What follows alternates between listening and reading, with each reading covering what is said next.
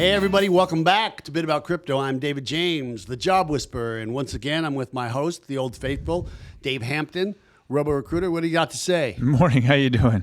I'm just trying to wake up. So, yeah, back in Vegas again. back in Vegas, Hot, but not as hot. No, it's only 102. It's a dry heat. Yeah, dry It's heat. a dry heat. Dry Yeah, heat. finally it's dry. It hasn't been dry in a while. A lot's been happening, man. Yeah. And, lots happening in the blockchain space. And we are from blockchain recruiters, and we recruit in the blockchain space. So if you're listening and you're trying to learn more about crypto, you're confused, then keep listening, because we always bring guests on that have a different take. And, it's a gravitational pull. Right, and the great thing about everybody who's in crypto is there's usually a very strong willingness to share with others. Like that T-shirt that I have, right? Warning: may randomly start talking about Bitcoin. Mm-hmm. I just can't help myself, and that's the great thing about the space. It invokes freedom and fairness and opportunity and hope. And most people who found the space early, they're very encouraged about sharing with everybody else. So. David, let me ask you a question. Okay. If I said, hey, there's an opportunity to buy a property for a good price in Malibu, what would you say to me? Interesting. Yeah, interesting, right? So, and one of my experiences with real estate, and I'm not that experienced of actually buying and selling it, is that I go, wow, I should have bought there. Wow, I should have bought that. Yeah. I mean, I can't tell you. Like Redondo Beach, I had the opportunity to buy this place on the beach, right, for $900,000, right, and that was back in 1995. And it's just like, it's too expensive. And now that place is $9 million, right? Yeah. And so, and we've had different kind of guests on the show. And the guy who's going to come and educate us and share his knowledge with us today, guy by the name of Hrish Lotikar, and I hope I said it right. He's going to be here in a second. But he and his company have mapped the entire world. And I'm talking about including parts of the Red Sea, where people can actually buy virtual property. And they can actually develop it, and they can host events and monetize it. And it's fascinating. Oh, wow. And when I first heard about the idea of Farmville, right, back 10 years ago, I said, wait a second. You want me to go to your house and log onto your computer and water your plants in a virtual world so they don't die? Are you really asking me to do that for you? Right? I thought it was kind of ridiculous. However, there were a lot of people who played Farmville and then grew this out, and it became its commodity. Well, this is really happening, and there is kind of like the space race.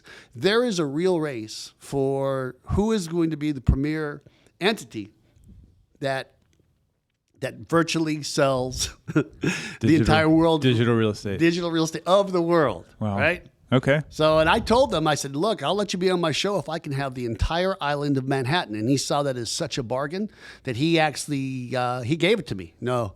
Said no sensible person ever. He didn't give me anything. So anyhow, without any further ado, Hrish, welcome to Bit About Crypto, and thank you. Hey, thanks so much for having me on. I thought we agreed for some beads or something to sell Manhattan. Right? Yeah, wasn't that the original deal? Yeah, beads in the drum, and that's the funny thing about it, right? And I don't know if it was the Mohawk Indians. Someone's gonna.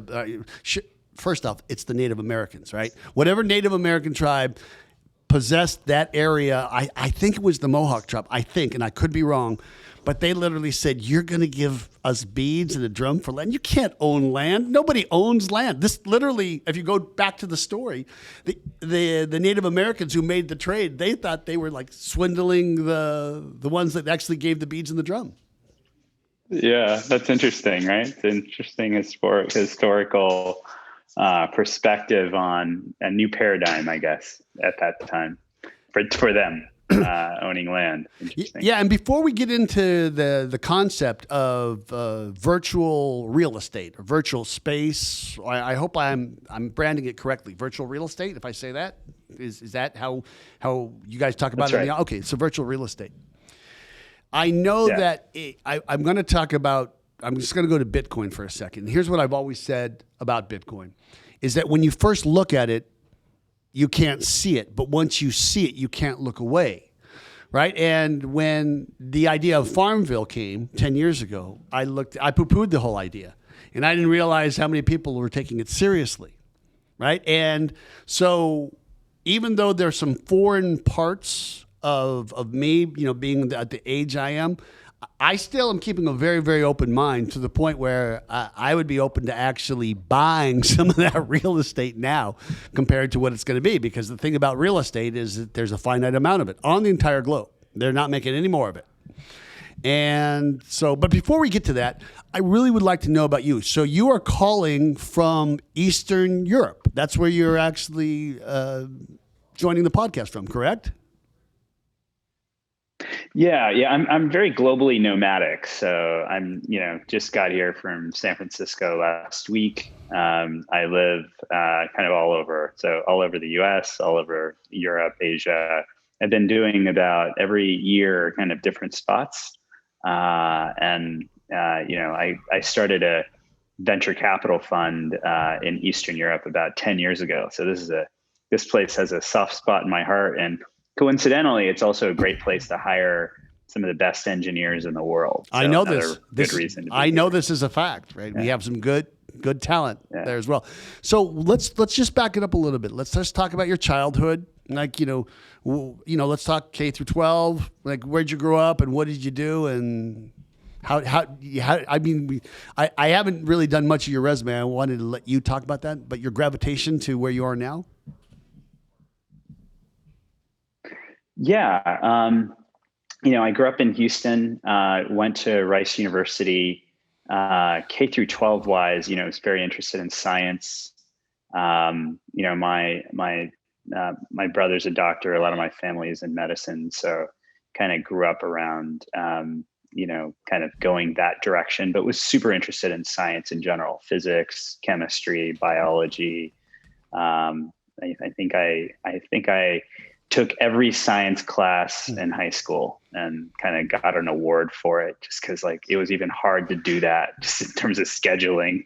So I took classes at lunch and stuff, but I was very interested in that. And I've always been very interested in literature as well. I do a lot of reading, but I've been pretty balanced in terms of my kind of focus, liberal arts and science. I think that when you're creating a world like we are, it's really important to have a balance and really be open to a lot of different key viewpoints and key stakeholders and stuff like that. So it's been useful. I'm very excited to talk about this world. However, I would be remiss not to talk about some of the things that you actually did. So when you got done with Rice as a pre-med political sci major, right? You went to the University of Chicago in public health, right? So that tells me that your chi or whatever drives you is a giver to the common good, right? And so, but then you did very atypical things of people with those degrees, right? It seems like you're all about global business development in emerging markets. And so I really would like you to talk about that because I am quite impressed with it. And I'm a recruiter, and my opinion counts. Thank you. So I, was doing a degree out of undergrad that was kind of focused around healthcare. So I was doing an MD, which is a medical degree, public health degree, and an MBA. So a triple degree, MD, MPH, MBA was kind of the goal that I was going towards. There's nothing overachiever about you, right? Yeah, I don't know. I guess the way I grew up with my parents and such, I guess that was just normal. I think I remember when I graduated from college, it was like a given, I guess, for them. That's like showing up for dinner. Of course you did. Yeah. Or your job, right? Hey, congrats, you did your job. Yeah, exactly. So, but again, I'm pretty driven by learning, and I am still very much driven by that. I love learning stuff. And so for me being, all of those things were my decisions. I kind of gotten a grant that gave me the opportunity to do an MBA along with the MPH. And it was a grant from the National Institutes of Health because they want to encourage, doctors to to learn public health. And now it's obviously very important. Back, 12 years ago when I was doing an MPH, I was just learning about epidemiology and, public pandemics, and now it's become a reality. Public health is probably one of the most in-demand professions right now with all the things that's happened in the last couple of years. So absolutely. Yeah. And it's funny when we talk about infrastructure, whether it's a bridge or whether it's a hospital system or whatever it is, we never give it the attention it needs until it's broken and there's damage. Kind of like what we're seeing that happen with COVID. Just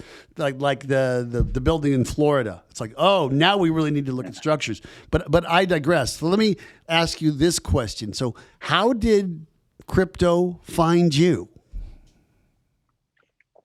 So, kind of fast forwarding through my career, I did management consulting for a while out of grad school, and then I did investment banking on Wall Street. I got into venture capital in New York, investing into technology and biotechnology companies. And about 10 years ago, I had a crazy idea, actually one of the first of my crazy ideas, which was, wouldn't it be cool to go somewhere in the emerging markets and start a venture capital fund? So I got on a plane. I didn't know anyone. I went to Ukraine. Then I went to Russia, Estonia, Latvia, Lithuania, Poland, Moldova. Took me about a year and a half, but I decided on Ukraine and started a venture capital fund in Ukraine. TechMinsk? Is that TechMinsk? It's called East Labs. Okay. It was in Kyiv. I subsequently also on the board of Tech Minsk and helped start that. That's in Minsk, Belarus. Okay. But I started East Labs first, backed by a big investor out of this part of the world named Victor Pinchuk. And Victor backed me along with two other partners in starting an investment fund here. We invested in about 35 companies in the region. Preply is one of our companies. Preply is the largest online tutoring marketplace in the world. So we were the first investor in Preply as an example. But long story short, to answer your question about crypto, is after being involved in the venture capital space in Eastern Europe for several years, in 2013, I had lunch with a friend of mine who was a hedge fund manager out here in Ukraine. And he asked me if I knew anything about Bitcoin. And so that's what opened up my eyes to digital assets and Bitcoin. I think price was below $100 at that time. So that had to have been 2012. Yeah, it was. I think it was early 2013. Price had just popped to 100 from, I don't know exactly what, $15 or something like that. If my memory serves me correctly, that was exactly the time it was. Yeah, when I first saw Bitcoin, or when Bitcoin first found me, it was May of 2013, and it was $210. Yeah. Okay. So I just yeah, I don't want to dwell on me. So anyhow, okay. So you got this fund, and so 2013. So did you go face first into Bitcoin? Did you say watch it? And tell me about when did you say, yeah, Bitcoin's a real thing, and you guys just watched and became a true believer? Because not everybody becomes a true believer once they first see it. Mm-hmm.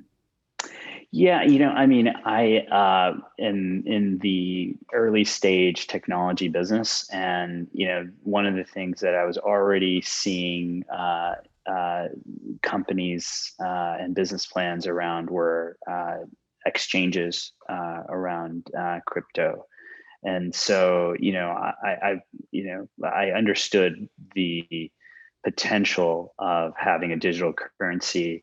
I think the risk of, hey, is this the one or is there another one was top of mind. But I definitely was not against buying some. I should have bought more. But who doesn't say they shouldn't buy more, right? I mean, it's the lack of temperance in all Bitcoin holders. It's like, oh, if I could have just gone all, you start counting and how life would be different, right? But then you're getting out of divine order, right? Because everything happens in the natural way they're supposed to happen. And so, anyhow, okay. So how do we get to the part of the show in your life where all of a sudden you just wake up one day, or you're like laying in the park, looking up at the clouds and saying, if I could actually just copy the entire world digitally. I could be the Keller Williams of the world. I mean, or the Berkshire Hathaway or the Century 21 or Caldwell Bank or whatever it is. I really am interested on the genesis on how this happened, because this really takes not only some foresight, but some will, because you know that most of the people you're bringing along are going, wait, what? I know this is true. And that's why I find, you being a guest today and the advocacy of that so fascinating. Oh, thank you. What happened next in my story was after doing these venture capital funds, I was an early team member. I was the first biz dev early employee at a company called TopTal, which is a talent marketplace backed by Andreessen Horowitz. So in a business development role there, helped grow and scale TopTal. Learned a lot about building companies, being experimental, being scrappy. Was a startup founder, or not a startup early team member, I should say. And then after that, about 5 years ago, I started Rogue Initiative Studios, which is a film, television, gaming, and virtual reality studio in Hollywood. My co-founder, who I worked with as well on the YouTube platform, he produced Call of Duty, Modern Warfare series, and Ghosts, as you guys know, which is a very big game franchise. And then my production partner is Michael Bay, the action director. Wow. And so... Yeah. That's very impressive. Wait, does he have any crypto? Because if he has crypto, I want him on the show. No. Yeah, I don't know how much crypto he has. I'm sure he does. Everybody's got crypto. There's two kinds of people, those that have it and those that will. But anyhow, okay. So Michael Bay, continue. Yeah. And so, I think that experience, first of all, gave me a lot of insights in content production, entertainment production, as well as augmented reality and virtual reality content. So Rogue Initiative is backed by all the top AR, VR venture capital funds in Silicon Valley and globally. And, Rogue Initiative is a content creator. And so as I was thinking about content creation and immersive content creation,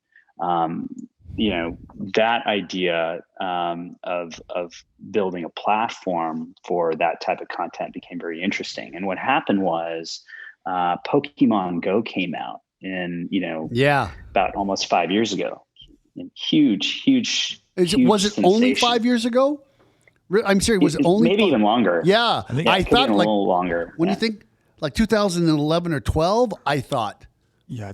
Well, they've had a few different games come out. So the company Niantic's been out for a while. They had something called Ingress before that. Yeah. Pokemon Go, I think, was like 2016 or something like that. Okay. But around 2017, I got together with my co-founder. His name is Max Woon, and Max and I previously also worked together on the YouTube platform. And, we saw what was the major kind of worldwide sensation of Pokemon Go. And a lot of people don't know, but it was the fastest company in history to hit $1 billion in revenue. And a lot of other people don't know that this was their best year ever. So Pokemon Go is doing extremely well. And, Niantic as a company is doing well. Wait, let me just clarify. So you're saying Pokemon Go was the fastest unicorn company ever? At that time, yeah, that's right. It went to $1 billion in 7 months or something like that. Amazing. Yeah, that's incredible. Yeah. Do your kids? Yeah, and so what we thought. I'm sorry. Do your kids? I'm asking both of you, because you both Dave, my cohort, and you both have kids under the age of 10. Do your kids do the Pokemon Go, Hrish?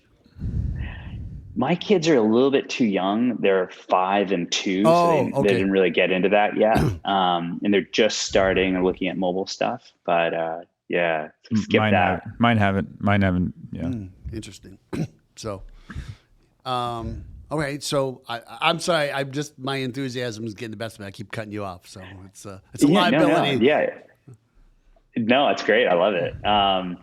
And so what we thought was, if we can't build the next Pokemon Go, what if we could build a world? what if we could build a place where the next 1,000 Pokemon Go's gets built on top of it? And that was kind of the high level vision of Superworld, was let's build a virtual world. And that was kind of the way that started and that idea came about.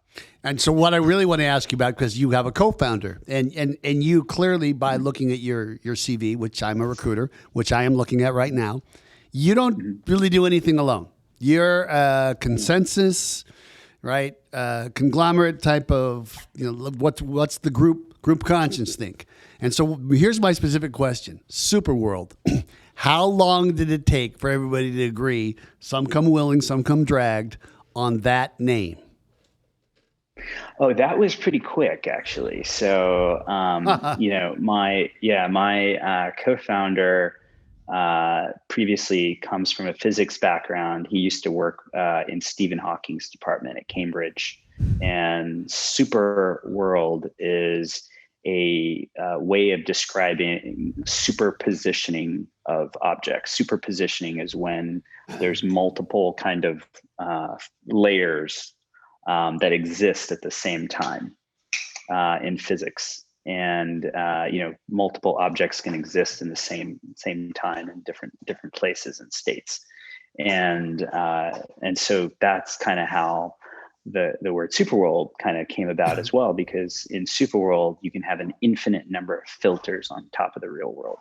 So I want to just talk to that's so great, Hrish, that you just gave it. I want to talk to my audience for a second, right? Because when you're talking about different layers, so what Hrish is talking about, and you can clean up what I'm about to say if I get it wrong in a second. What he's talking about is there is a virtual world, right, of planet Earth. Right, and you can zoom in and out as far as you want, and then you can actually develop that. You can have concerts there. You can have concessions, monetize, et cetera, et cetera. And there are layers. So on the digital replication, right, whatever that real estate is, there's a layer on top of that, and there can be layers on top of that. What we talk about blockchain items like Bitcoin, right? So Bitcoin is a layer, and then on top of that, there could be the Lightning Network, and we can go into smart contracts. So the layers on top of layers, and that's how it is with our money system, right? Because we have different layers with our money system, right? I've got cash, I have a credit card, I have a Venmo, I have a line of credit. These are all different layers of the money system. So I want this. The show is called A Bit About Crypto, and it's for our audiences who don't know. And I want to see.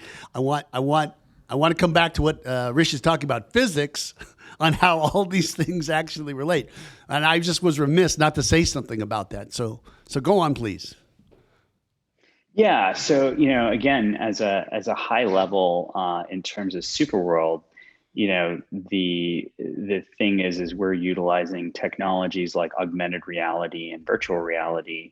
And so, in Superworld, we call those filters, and those filters, there's an infinite number of those. And so, if I come to your city, wherever that is in the world, San Diego, New York, LA, Boston, Beijing, Madrid, anywhere, whether you're there or not, you could say, Hrish, you know what? Check out my world. And I could walk around, and you've left me things. You've left a hologram of yourself somewhere, totally interactive. I can talk to you. You've left photos and videos in different places. You've left messages at your favorite restaurants about what I should eat and drink. You've personalized the real world in augmented reality. And all of these worlds, whether it's my world, your world, Nike's world, Coca-Cola's world, like Nike could put a shoe at the park next to your house, but Coca-Cola in the same place could put a spinning Coca-Cola bottle, right? Any of these worlds are just filters on top of the real world. And so the first part of the Superworld analogy is Pokemon Go, which is an analogy for adding digital information to the real world anywhere. The second part of the analogy is Foursquare. And that's a data analogy. On the data side, what we believe in is permissioned use of data. We believe in data integrity. We believe in data sovereignty. Now, why that's important is because, have you guys seen that movie Social Dilemma? Yeah, on Netflix. Yeah. Yes. It really got me bothered. Yeah, exactly. And it's because like all of us are walking around looking at our phones all day. Yep. We're getting these like, kind of notifications. People are hating each other. Yeah. There's people, there's Virtually, like wars being started. Yeah. There's a lot of disinformation that's happening. And, a lot of this is due to data. And on the data side, it's really important to me, as I mentioned, I have a couple of kids, and the last thing I want to do is build a virtual world that sucks them into it. I'm a humanist. I want real world connection. And, I want to make sure that I'm hanging out with my kids, not that they're like plugged into a machine or something, Right. playing a game all day. And so at Superworld, what we're doing is we're building a world that is focused on enhancing your real life. And that's what makes us different. Okay, now I'm fascinated. Real life. I'm fascinated. Yeah. And so because as I'm listening to you talk, it's like you're a humanist, and I believe you. And I want to hang out with my kids. But the oxymoron of that, as you describe it, is I'm creating something virtual, yet I want to be in the flesh. So really explain that to our listeners. Yeah. And it's really important. So, again, it is a fine line. We are building a virtual world, but the question is how do we leverage these technologies, AR, VR, blockchain, AI, et cetera, to enhance people's real lives? Okay. And how do we enhance the real world? How do we enhance humanity? So the first part of that is we want to make sure that, as users use Superworld, they're going to earn crypto. Okay. So you're going to earn crypto to use Superworld. Okay. And why that's important is we want to give people access to crypto. We want to make sure that people are monetizing their data and they're benefiting from that monetization. And then number two, we want to make sure that anything that you do in Superworld, any user activity, actually improves the real world. So as an example of that, we plant a tree every time someone buys a plot of land in Superworld. Additionally, last week, we were working on a project to help clean up the Flint water situation. Just for clarification, I buy a parcel of land in Superworld, and Superworld bequeaths revenue or means to plant an actual tree on the actual planet Earth somewhere. I just want to make sure I'm understanding that correctly. Okay. Thank you. Correct. Sorry, Brett. Yeah. Okay. Go on. Yeah. And that's just the beginning. So the Flint water crisis project that we worked on last week is a way of like, hey, do things in Superworld, and we're going to help clean up the water in Flint, Michigan. We're working with COP26 for climate change. We're working on things in the Amazon with reforestation. There's a lot of things that we're doing in Superworld. Again, things in the virtual world that help build a better world, which is what our mission is. Superworld's all about building a better world. And then the third part of the Superworld analogy is monopoly. And what does that mean? It means that we've divided the surface of the earth into 64 billion virtual blocks. Each block is a digital asset. It's structured as a non-fungible token, an NFT on Ethereum. We're blockchain agnostic, so we'll be on other blockchains and we'll be interoperable. But basically, if you buy one of these blocks of land that cover the surface of the earth, you're getting a share of any of the economics that happen on that block: advertising, e-commerce, digital commerce, data, analytics, gaming, anything that we can attribute to revenue, you'll get a share of that. And that's part of the NFT. That's kind of how that works. And you can reprice that land to whatever you want to price it at. And again, it's a whole marketplace for real estate. So let me ask this question, like trying to think in the ethereal. The reason that Manhattan Central Park West is so expensive compared to Roswell, New Mexico, it's because there's an opposite. There's a finite amount of space, and there's a high demand of people that want it versus there's a low demand of people that want Roswell, and hey, have all you want. So pricing is different in the actual world. how does one find price discovery in Superworld? And to continue further, I could literally buy something in the middle of the Atlantic Ocean, right, where one can't physically build or congregate in the physical without difficulty, unless on a boat or some flotation device. But in Superworld, I could just, hey, just show up. This is where the Titanic sank, and we're having a concert here. I could do that if I'm correct. I don't want to go too far off the reservation, which of course I'm gifted at doing, but I want to make sure that, because it's crazy, man. School me.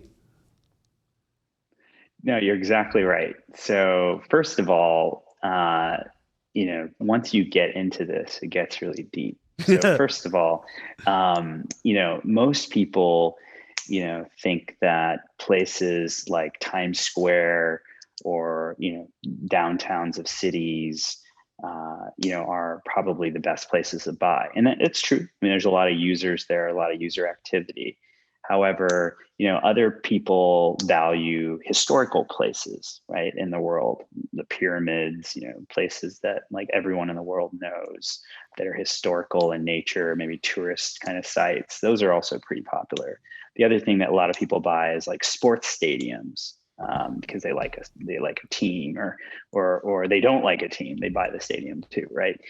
Again, the caveat to be mindful of is that if you own a plot of land in Superworld, you're getting a share of all of the economics, not only things you do, but anything that anyone does on that plot of land, right? In the infinite number of filters that exist there.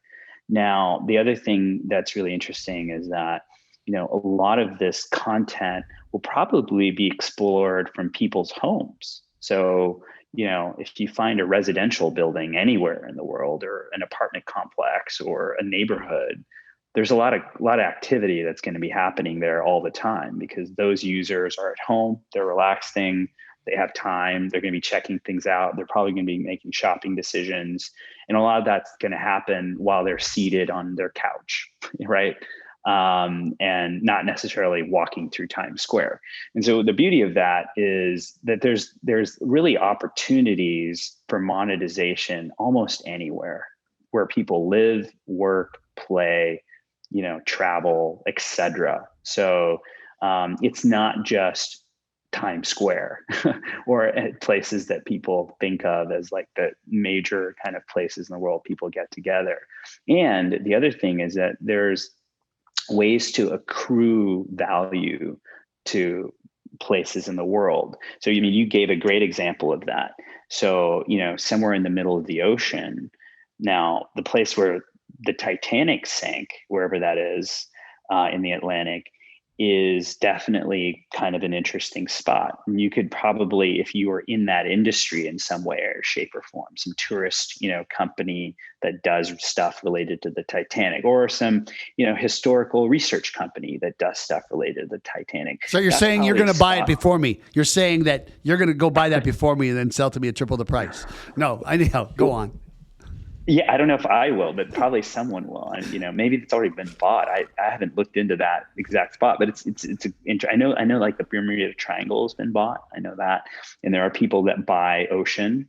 But the interesting thing is that if you're interested in a subject matter, as an example, let's say the Titanic in this case, you could create and motivate and incentivize lots of people to start creating content there.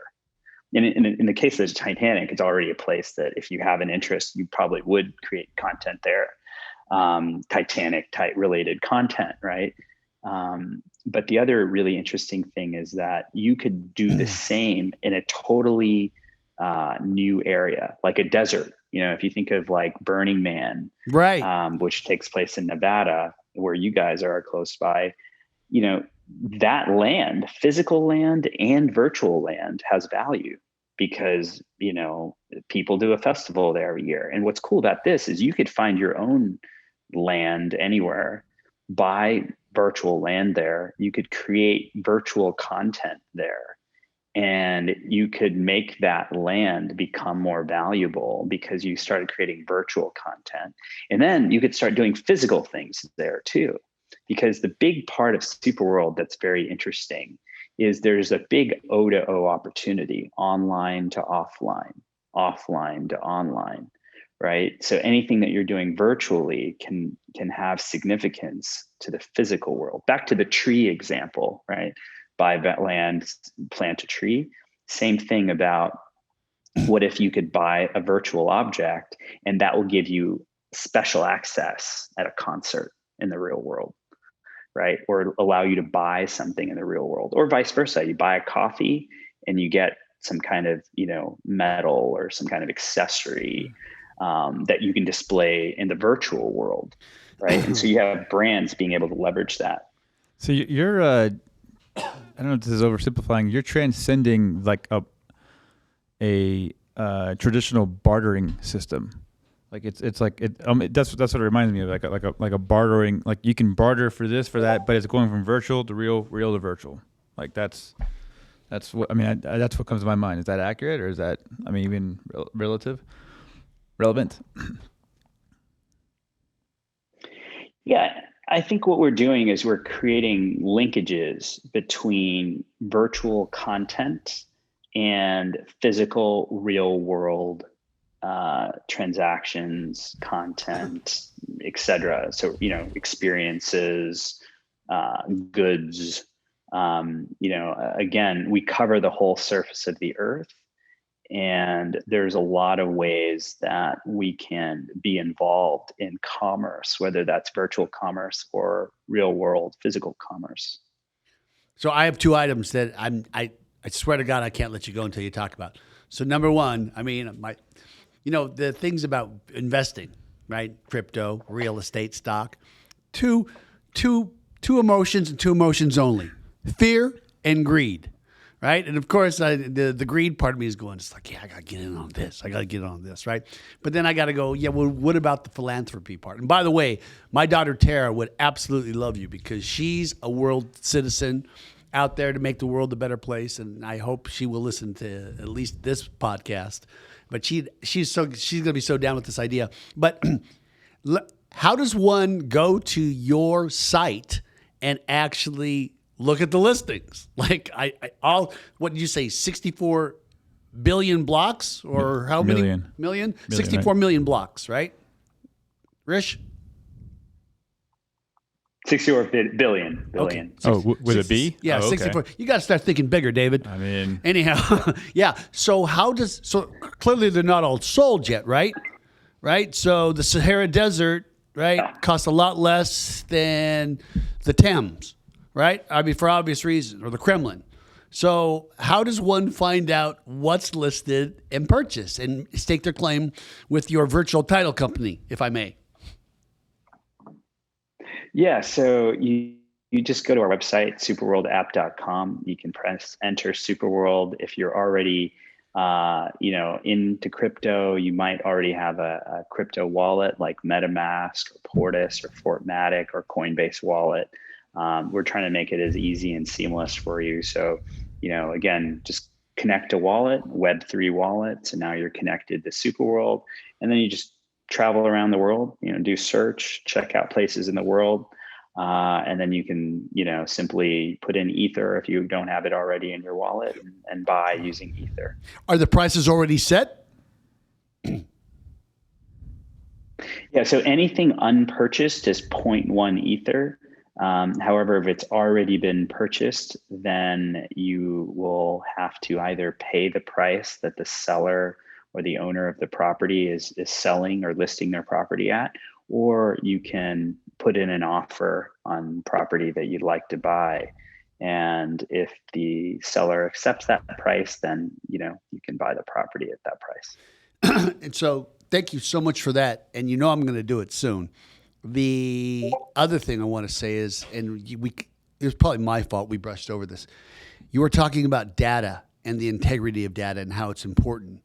And right now with what we have going on, and I really want to be as agnostic, politically, as far as government politics are, because I just don't know what the truth is and what a lie is anymore. I swear to God, I just don't. And you're saying that you want, and this, you being a humanist, and yes, you are. Yes, you are. And I look at resumes for a living. I've heard you talk. I see what you're all about. How do you, in your vision, how are you protecting data and making it consistent?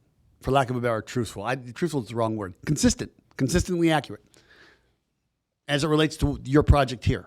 Yes. Yeah. So, again, I think that on the vision side of how we're building Superworld, that the data aspect of what we're doing is so important, as we discussed, because that will, based on data, based on metrics, help us determine how we are enhancing people's lives and enhancing the real world. Again, the impact we're making. It's, all these things are very data driven. How do you gamify incentivizations to benefit people and benefit the world? Right. That's kind of cool. Right. Yeah. It's way cool. And so again, yeah, right. I mean, that's really cool. Like, how could we have the technologies, and you see it happening in, governments around the world in different ways. They incentivize positive behavior, positive things to happen. But how do you do it on a global level that's, politically agnostic, just positive, which would be cool, right? So that's kind of what's driving us. So answer your question on the data side. I think we're utilizing blockchain technology to provide transparency to that data.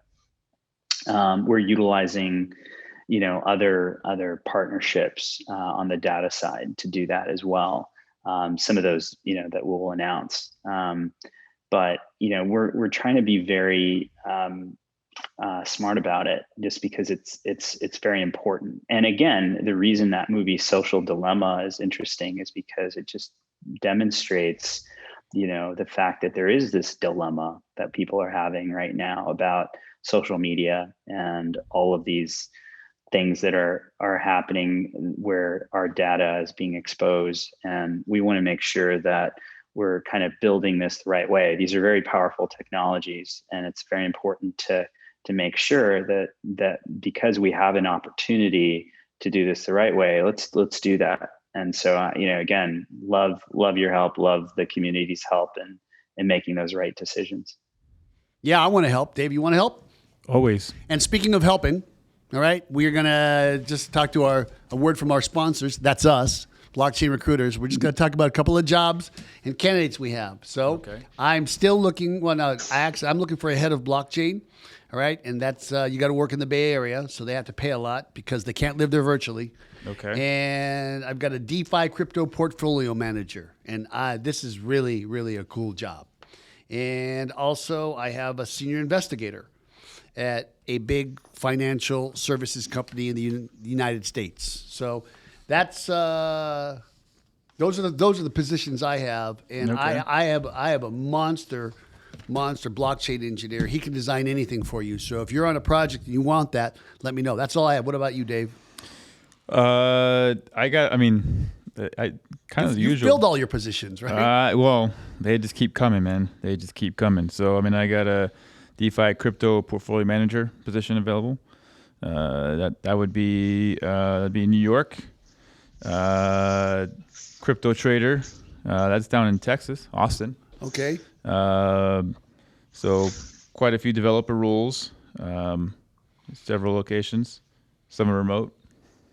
So anyhow, Hrish, this has been fantastic. I think as you evolve, as this project evolves, I think you're going to have to come on again.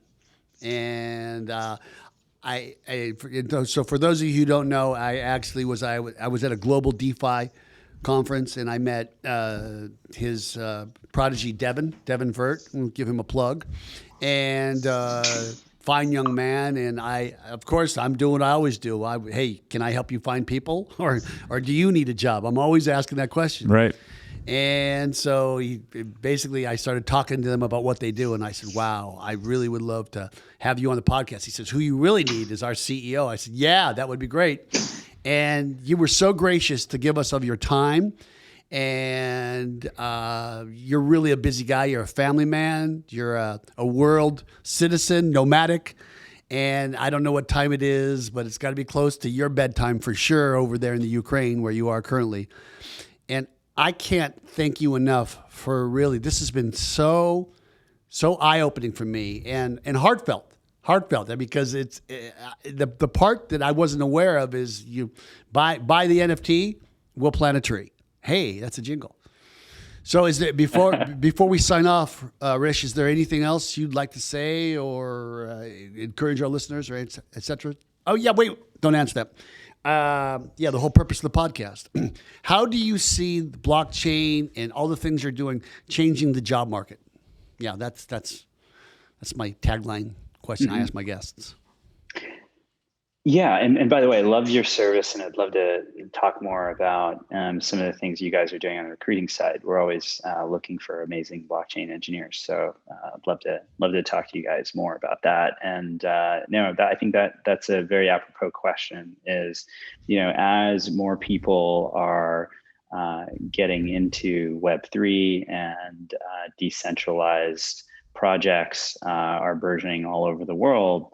I think that, having the skill set to be able to work in Web3 is really important. So understanding the technologies, understanding the business, understanding, it on a product and strategy level really kind of, cuts into or kind of has exposure to all of the I think positions across business and technology. And so I think that it's going to become a mandatory requirement. You're seeing that happen now mainstream across finance and tech, et cetera. It's like anything. You go from COBOL to Fortran to DBase. I mean, maybe I'm way too old.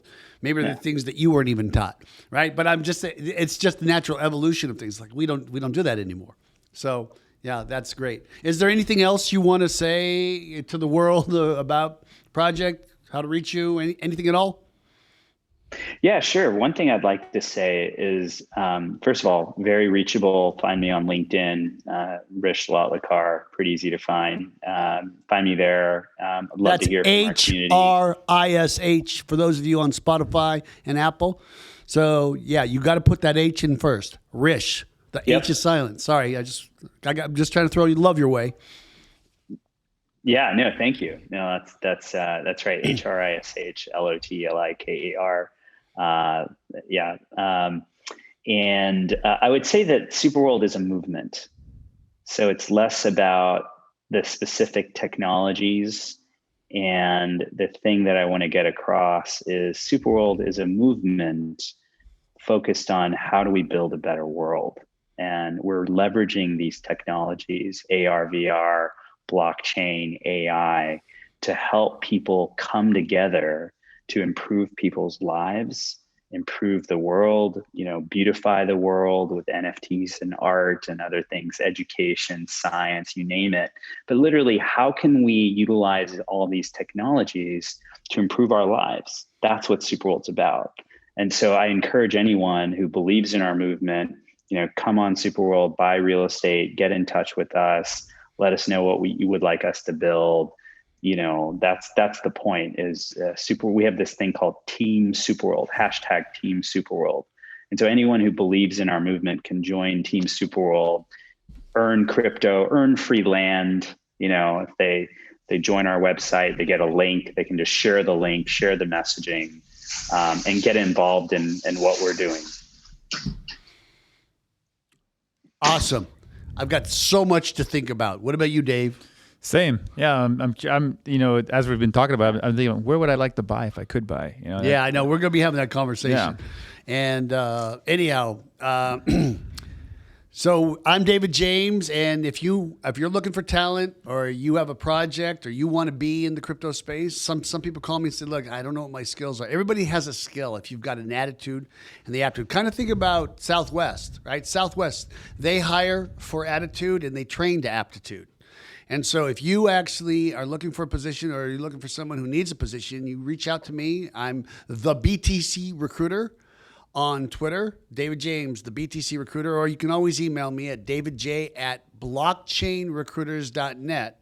So Hrish Lotikar, CEO of Superworld, and everybody remember that's for if you're listening on Spotify or Apple, you're not seeing the video here. That's superworldapp.com.